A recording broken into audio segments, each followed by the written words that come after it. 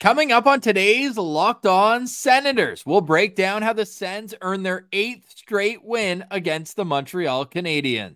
It was a 4-1 win in Montreal, so we have a boots-on-the-ground report from our friend Stewart Sabourin. We also have a boots-on-the-ground report from the PWHL Ottawa game. Alex Adams joins us to discuss. That's all coming up on today's edition of the Locked On Senators podcast. It's your team every day. Your Locked On Senators, your daily podcast on the Ottawa Senators. Part of the Locked On Podcast Network. Your team every day.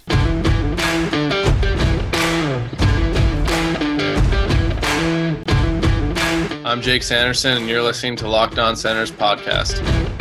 I'm Tim Stützle, and you're listening to the Locked On Senators podcast.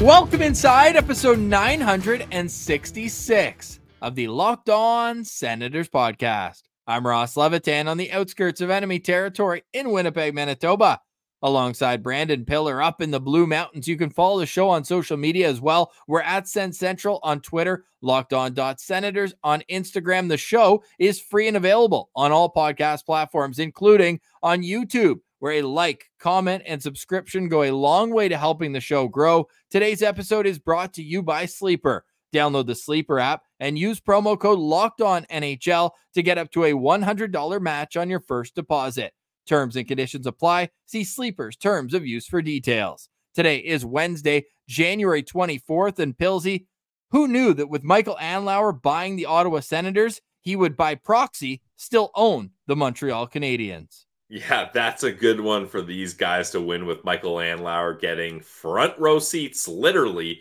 to watch this victory as he was up against the glass in his old seats. He will no longer be sitting there anymore, as he is shedding his Habs fandom, weaning off from that terrible disease that is Habs fandom, and now he gets to enjoy being solely an Ottawa Senators fan after that 4-1 win, a convincing win nonetheless for the Ottawa Senators in the Habs barn. 2 goals in 42 seconds in the first period put Ottawa in a position where they just had to cradle it home. And so they did. They went 5 for 5 on the PK.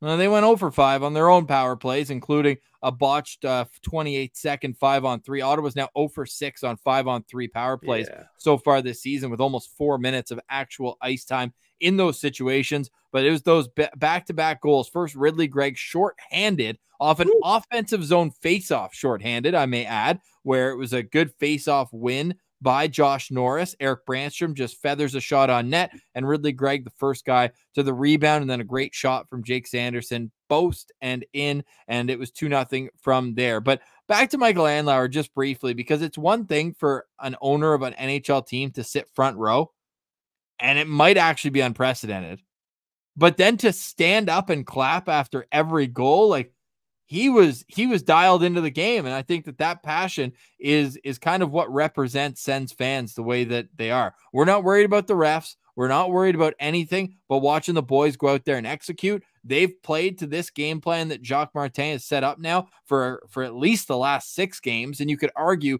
that the Colorado game within that, where it was pretty bad loss, right? 5 unanswered, and they really collapsed after they would score and then give one up. But they are really finding a consistency to the right way to play. It's a cliche to say right way to play, Pilsy, but whatever that cliche means is what the Senators are executing on the ice. And a big part of that, Ross, is goaltending. We're a hashtag goalie-friendly show. You got to tip your caps when the goalies are playing well. And Joonas Korpisalo, he got the fire helmet from Shane Pinto after the game, and it was well-deserved. Most notably for me, Ross, was that glove save he made on Cole Caulfield that had a lot of time and space in the slot, and he just flashes the leather and stops that one. And really, the Ottawa Senators kind of shut down any offense that the Montreal Canadiens tried to build here, and they didn't allow any of the sideshows in Arbor Jacki or Brendan Gallagher to get under their skin or take away from the ultimate goal of beating this team and getting the dub. So all around, a great team effort, and the Ottawa Senators deserve this win.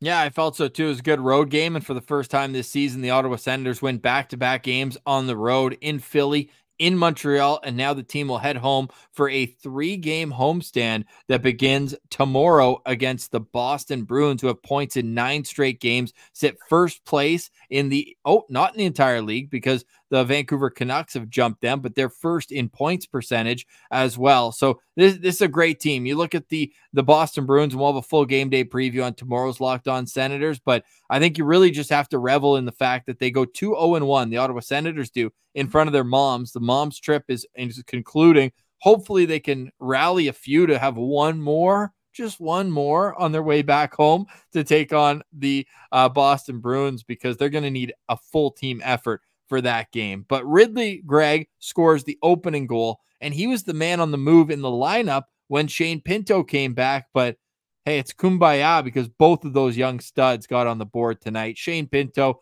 we talked about it on the postcast, and that's where you can catch all of our thoughts on this. We've got a very guest-centric show. I can't remember the last time we double-dipped with guests, but I thought it was important because we are recording after the postcast. We just got all of our thoughts out on the game. So for 45 minutes of after the game, live reaction, go check out the postcast. But Pilsy, we've got a great show coming up. But when we look back at Shane Pinto's game, it's more than just the goal, isn't it? Like, just what he does to this lineup.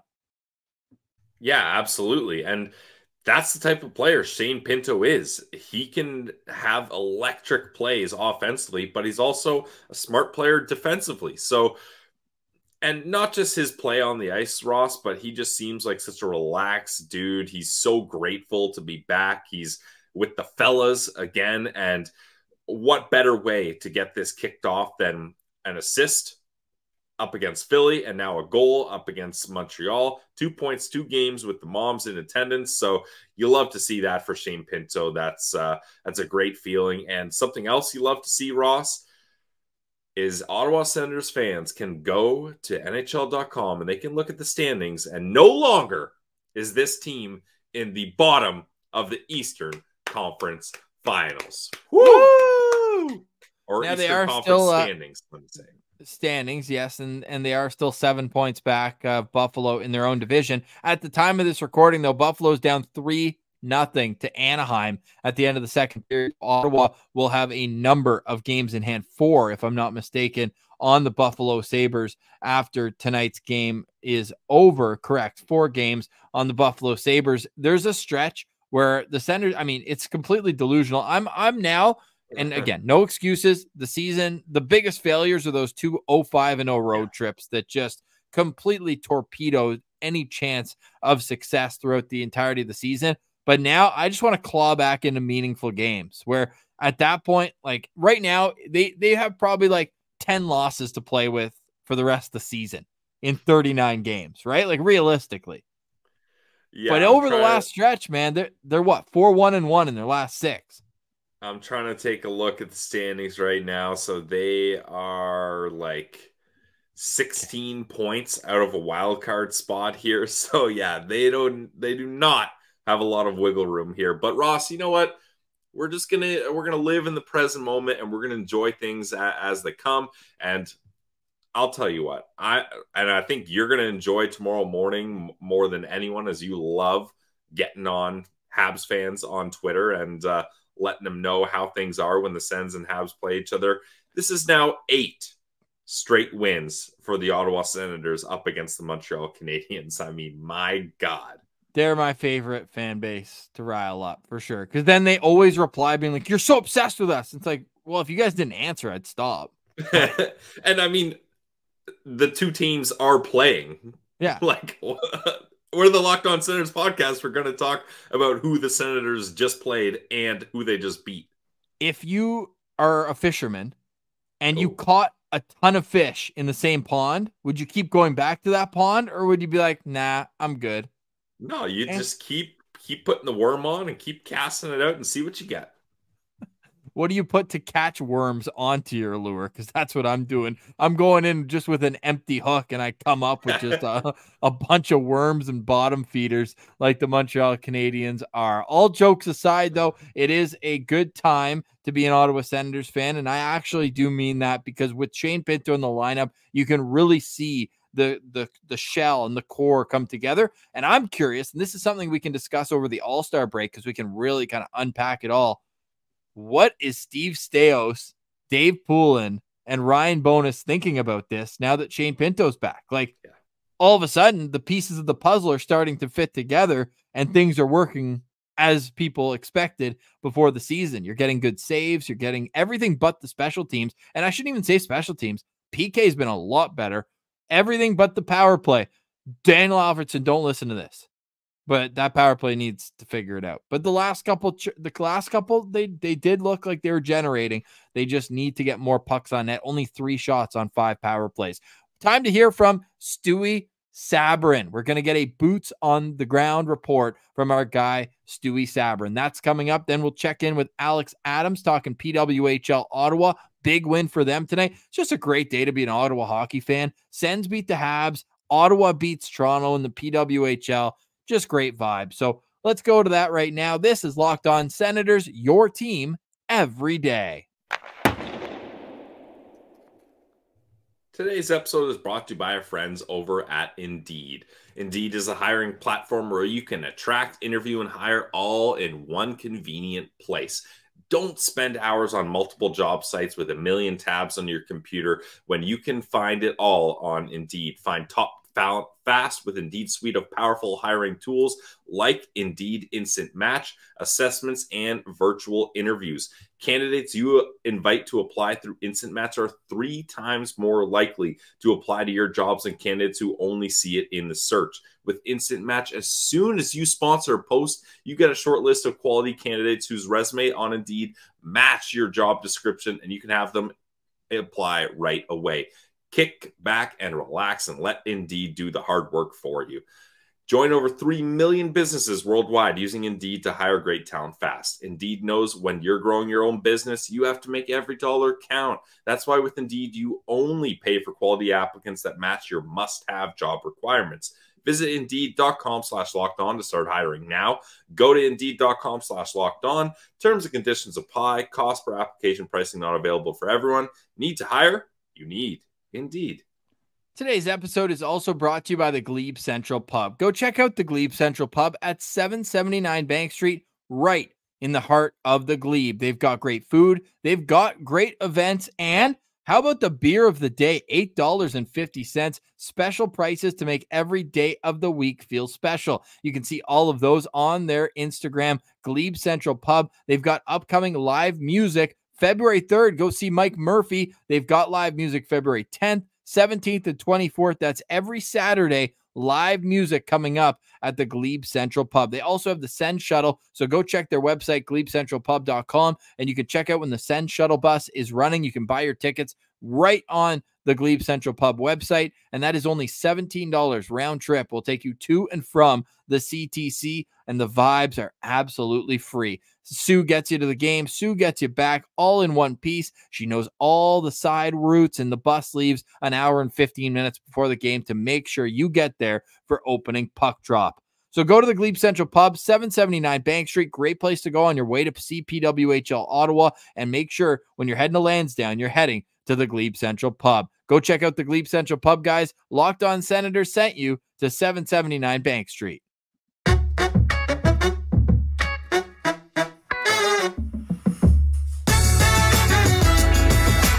Right, we now welcome on a Sens Central citizen back to the show. The first time, you right, remember this sicko as the guy who wore a Sens jersey to the Habs Leafs COVID year playoff matchup. But now Stewart Sabourin is with us as a time capsule. He just got home from the Bell Center watching the Sens beat the Habs 4-1. Stewie, easiest softball question. How the heck was your night? It was amazing. Perfect, you guys. Other for the fact that someone dropped a beer on me, but now I'm clean, took my shower, I'm nice, and I'm very stoked to be here. Very, very nice to see you guys again. Did they spill the beer on you, or did they pour the beer on you? Actually, it was a Sens fan, and he backed into me and he wanted to say sorry, and then he spilled his beer on me. So whatever. It passed. It wasn't the Québécois, so it's good. Yeah, and I mean, it's going to take a lot more than a spilt beer to ruin your night getting to watch the Ottawa Senators dummy the Montreal Canadiens in the Bell Center. Like, Stewie, that's got to be extra special for you, being a Sens fan deep in enemy territory, not Toronto, but our territoire des ennemis. Thank you. I was going to attempt it, Ross, but I'm glad you stepped in as our bilingual host for Locked On Senators. So yes, that's what I wanted to say. That's got to feel great for you, eh? Listen, boys, it never gets old. I've been going there as a Sens fan since I was 6 years old. Every win feels as sweet as the last one. It is always the same feeling. It is great. It is great to wave people goodbye. It is great to, I've been said to go back to my country. I've been said to leave the province. I'm like, I was born and raised here, and I say in French, je viens d'ici. So it never gets old. And tonight was a pretty awesome game, other for the power play at the start of the game. But other than that, great game. Now, you said you've been going to the game since 6 years old. Why are you a Senators fan? Yeah, so I'll say it. It's always a pleasure of mine to say it. So my mother's family came from Portugal, and they came here when she was a teenager. And obviously at school, everyone was like, hockey is a big thing. In the 70s, the Montreal Canadiens were obviously like a dynasty. And there was one of her brothers who sadly passed away a year and a half ago, but he was a Nordiques fan for some reason. He hated the media here, and he hated the fans. And I was watching a hockey game with him, and he's told me you can cheer for any team you want except Montreal. And the game on TV was Montreal against Ottawa. So it started there like that. And, as a kid, I would go and pick up Le Journal de Montréal with another uncle of mine. And I would, I'd look at the standings, and I remember gliding my finger down all the way in the standings to find Ottawa, and I couldn't find them. And my uncle would say, they're here. And there was a letter Y beside Ottawa, which meant they clinched the division. And so it was the golden years with Alfie. I remember watching Habs play and falling in love. So it started like that, and obviously since then it's been my religion. So if the Montreal Canadiens had have been playing like the San Jose Sharks or some random team that night you went to a game with your uncle, would your entire fate of Ottawa Senators fandom be different? Or was part of it like, okay, I can't be a Montreal fan, but there's this Ottawa team that's super close by. I wanna try to latch onto them, or was it just whoever they were playing that night, little Stewie was gonna go for them the rest of his life? Well, I think it was, in French we say un élément déclencheur. So it came across as just them being like by chance, but it was fate and it was destiny, I think. Beautiful. I was meant to be a Sens fan. I feel like when I go to Ottawa and I see you guys, I'm always happy. There's a community over there. I have friends over there now. When I go to hockey games, I feel like somehow the city of Ottawa kind of adopted me as a little French kid. So I think it was destiny. It was meant to be. Yeah, I love that. And people might not know the story of how we first actually got to meet in person when we got to 500 subscribers on YouTube, and now we're at 7,300. So this was a while ago. We said we're picking one random subscriber, and they're coming to the game with us, on us, and Stewart Sabourin comes in guns blazing. Was such a great vibe. It was so awesome to get to sit with you at that game. And it was the same result, a win against Montreal. It was April 2022. That was the game. Mark Kastelik scores his first NHL goal and gets a fight on the same play. What a night that was. We haven't lost to Montreal since. Yeah. It's not lost. It's been 2 years. It's been 2 years. And we haven't lost. So I think that was also destiny. I think we need to do it again. April 13th. April 13th is the final home game of the season. And last time we went, I think it was April 12th. It was like almost like the last game of the season that we did. So just to make sure that for the next 2 years, we're still going to win again against Montreal, I think we definitely. We'll be there. Yeah, for sure. So take us back into the Bell Center tonight, Stewie. Like, were there lots of Sens fans in there? You know what? I think through the years, I see more and more Sens fans. I think more of them do the trip. I think more of them feel comfortable doing it. I remember when I was young, I was almost like the only one. But now, I mean, I came across Dr. Bob tonight. So, and I wasn't the only one who kind of I wanted to take a picture with him. So I see more and more Sens fans, and I feel like the Bell Center is getting more quiet now than it used to be. I don't know. It's because the team is obviously having difficulties, and there you go. Look at that beauty. You know what? I said, I think I'm going to go talk to the boys after the game of Lockdown. He's like, great. I'm going on TSN 1200. I was like, okay, there you. Yeah, every night he has to. He's Classic. So funny, that guy. Absolutely. But the vibes are good. Vibes are great. A lot more Sens fans in the last couple of years. Definitely. Yeah. Now, you're obviously in the Montreal area, so you get to hear all the Habs fans talk their talk. The big talk of this game was the sheriff is back. Brady Tkachuk is shaking in his boots. Arbor Jack guy here. Yeah. What were the Habs fans saying during that game about the sheriff being back and the big impact he had? Yeah, you know what? I heard a couple of things tonight. First of all, I heard some Habs fans behind me. One of them said, the sheriff is back. And the other one said, who? So I think the media is trying to push like as if Arbor Jack is some kind of savior. He's not. I think I saw in the Metro coming back home that I think statistically the two worst players from Montreal tonight were Gallagher and Arbor Jack. Love to see that. Which is very, very fitting. Yes. But, you know, while I wait for beer or pizza, you hear different things, fans talking. I've heard a couple of them saying that they wouldn't even trade Sean Monahan for a first round pick and a top prospect. So you hear it. I don't know, man. They seem to be on their own little planet, which is very cute, but very quiet on the Arbor Jack front tonight. And he was pretty quiet also tonight, I think. Who was the best Senator on the ice in your mind? You know what? I was with my best friend tonight, and I kept talking about him about Jake Sanderson. And nice. Yep. I don't know that guy, like when he has a bad game, he's still playing good. It's just that in terms of what we're used to seeing from him, it's always elite. I think Jake had an incredible game. I cannot say enough good things about Claude Giroux. I think there was a play on the power play where like someone lost the puck and it was only him and he came back, and the way he protects the puck, how smart he is, because he's not the biggest guy. I think he had an amazing game. And you know what? I've been pretty hard on all of them this year on the goalies, but Korpisalo played a very, very good game. Like I was going to say he earned the fire helmet tonight. Yep. Yeah, exactly. I saw it. Yeah, exactly. He played amazing. Montreal, I think in the Bell Center, they said that Cole Caulfield got the third star, which is they did. Congrats. Which is funny. Yeah, exactly. But I would have given it to Korpisalo. I think he was lights out, honestly. Yeah. Now, based on where you were sitting for that video that we already showed, you must have had a great view of Shane Pinto's goal in the second period.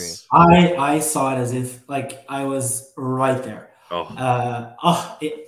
That kid is so good.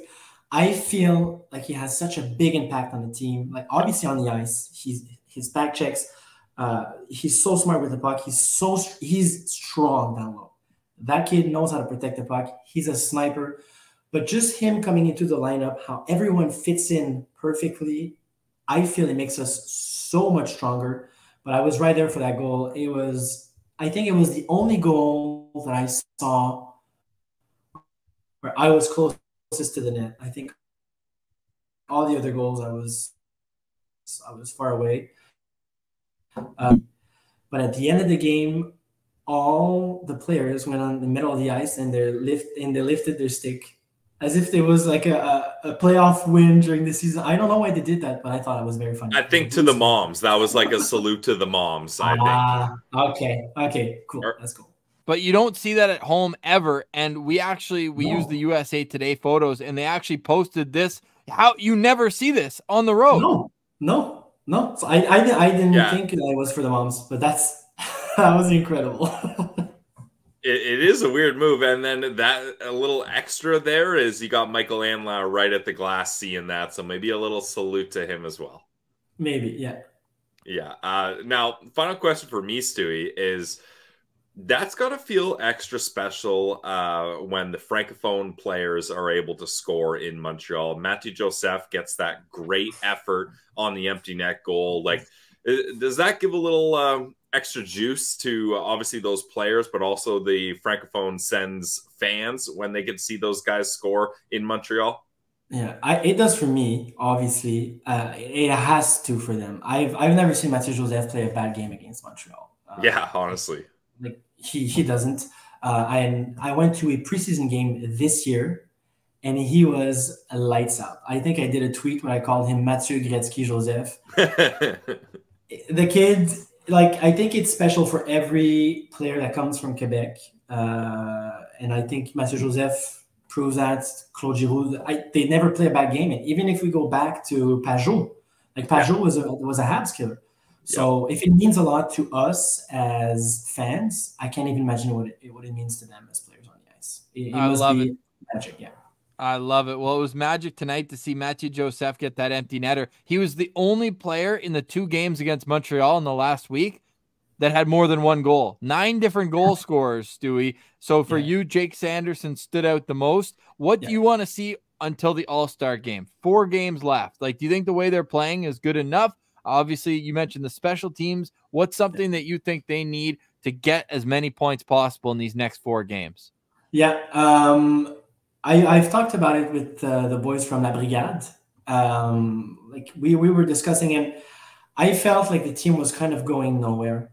But it seems like the tide kind of shifted lately. And the thing I want to see is what we saw tonight. I think there was like maybe 1 or 2 grade A chances from Montreal. That's it. I don't think the team is playing in a spectacular way, but they're playing in a very sound defensive way. And that means that they can counterattack very effectively and with structure. And I just want to see them keep going like that. I do not want to sit down this summer watching you two talk about the draft and who we should pick in the first round. I am sick and tired of getting drunk with whiskey watching you two talk for 3 hours about which prospect we should have. I want to talk about positive, and for the next 4 games, I want to see exactly what we've seen since I think the game before Winnipeg, around that time. Yeah, sound defensively and good structure in front. Yeah. They're doing well over their last stretch, Stewie, and we love your positivity that you bring, all your tweets. Stu M. Sabourin, you can follow him on Twitter. We just posted the photo that we pulled up there, the Senators saluting the Bell Center crowd and their moms, of course. We tagged Stewie in that too, so you can go give him a follow there. Great Sens insight, just a great vibes guy. We appreciate you coming on the show again, Stewie, and lock it in. April 13th, we'll see you at your home away from home, comme à la maison, at the Canadian Tire Center. So thanks for doing this, man. We appreciate the boots on the ground report. Absolutely. I cannot wait to see you guys, and thank you for having me again, boys. It's always a pleasure. Today's episode is brought to you by our friends over at Sleeper. Guys, if you want to win 100 times your money, play daily fantasy hockey on the Sleeper app. As the official daily fantasy app of the Locked On NHL Network, Sleeper is where we play all daily fantasy sports, especially when it comes to hockey. With Sleeper, you can win 100 times your cash in daily fantasy hockey contests. What I love about the Sleeper app is they've got great group chat options. You can let all your buddies know, hey, it's a big week. You can talk some smack and let them know that you're going to dominate, and time is money. So entries can be made in less than 1 minute. With studs like Brady Tkachuk, Claude Giroux, Jake Sanderson, Drake Batherson, all you need to do is pick stats for these stars. Stats like goals, assists, saves, plus, minus, and more. You heard me, Sens fans. 100 times payouts on Sleeper. So start paying attention and get your picks right so you can win big. Use promo code LOCKEDONNHL and you'll get up to a $100 match on your first deposit. Terms and conditions apply. That's Locked On NHL. See Sleeper's terms of use for details. Only available for our friends in the U.S. for now.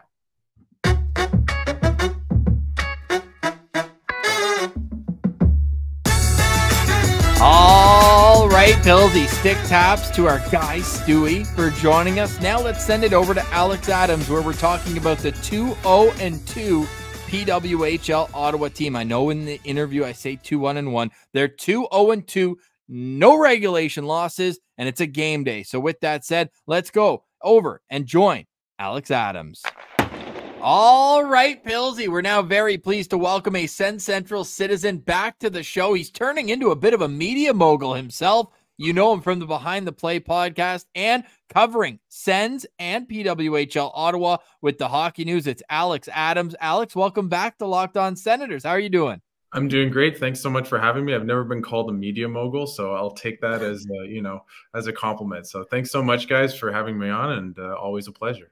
No, it's great to see you again and doing so well in building the podcast, but also now being credentialed and covering these teams. You were boots on the ground last night, and you will be again tonight for the PWHL Ottawa game. And of course, we're watching the Sens. We're dialed in, locked on, you could even say, to the Senators. So we were following from the outskirts, but we wanted a guy who was there to tell us about this 3-1 win. How was it? How did things develop? I saw finally Brianne Jenner and Emily Clark got on the board. It was only a matter of time. What was the performance? A solid one overall, and what was the atmosphere like at the arena? The atmosphere was great. They had over 6,000 fans, so another kind of close to sellout, which is awesome. Always little girls screaming, which is great, and just a really good environment. And all the first 3 games have been like that, so it's really cool just to see. And I know tomorrow should be a very similar type crowd. So yeah, the crowds have been awesome. Ottawa's a hockey city. No one can take that from us. And and then obviously on the performance, I think Brianne Jenner said it pretty well. It was a gritty win. Mashmeyer was amazing. She made 30 saves, only obviously gave up 1 goal, and was just kind of all over, especially in the third period. Toronto really pushed.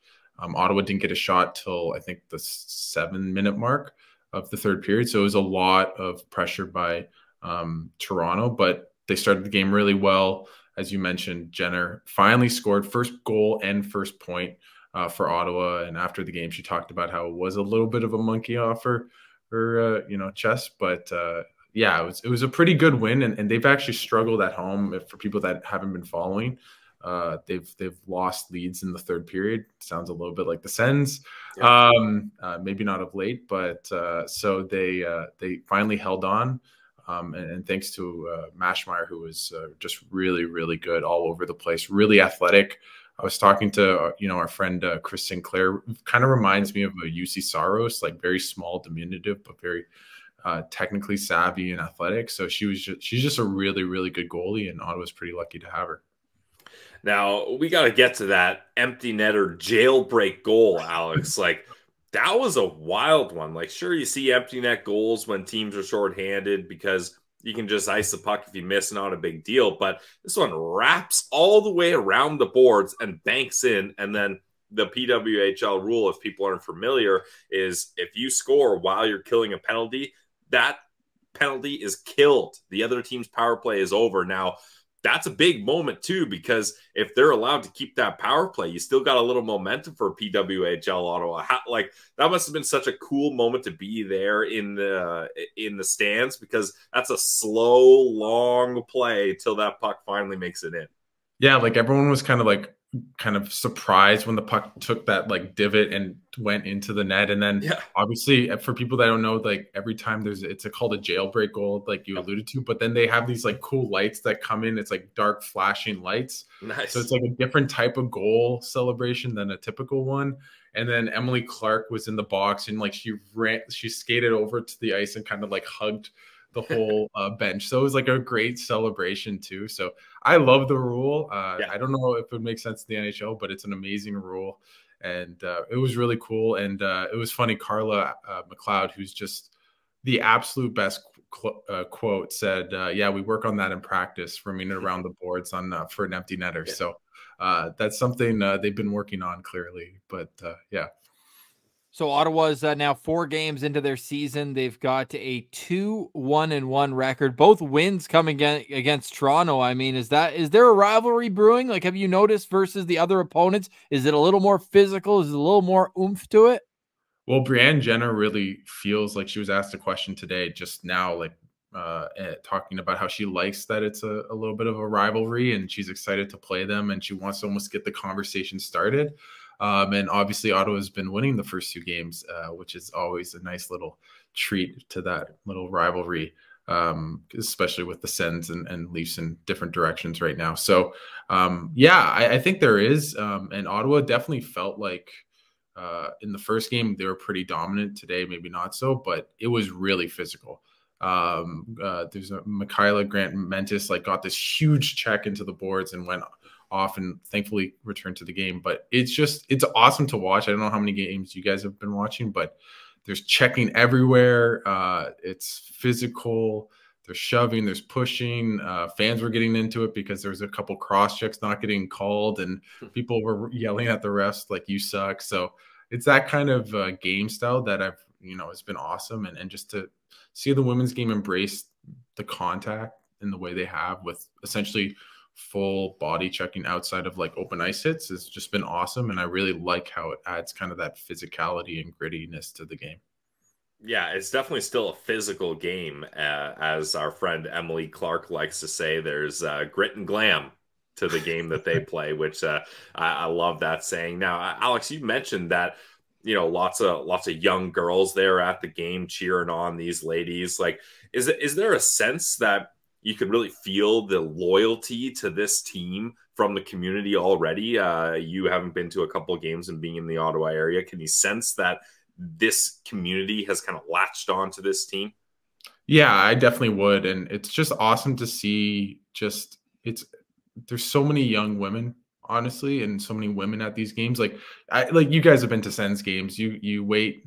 I was just thinking about this. It's kind of weird analogy, but you need to go to the bathroom and it's just a long line of all for the men's bathroom. Yeah. At the game today, it's completely packed, but for the women. I got straight into the men's bathroom, but the women, it's backed up. So I think that's really what it kind of tells you a little bit about the fan base, that it is, I'd say, slightly the majority of women. Nice. And young people, a lot of kids. You see all these girls hockey teams coming, ringette teams coming into the building. So there's always little girls screaming, and it'll say at the intermission, welcome the Nepean Raiders U16 women's hockey team. So it's a lot of young people and a lot of youth and energy. And you can tell that in the crowd with just how excited they are when the team scores and the oohs and ahs. It really feels like a really good environment. And I think TD Place being this small little rink kind of really adds that to the environment.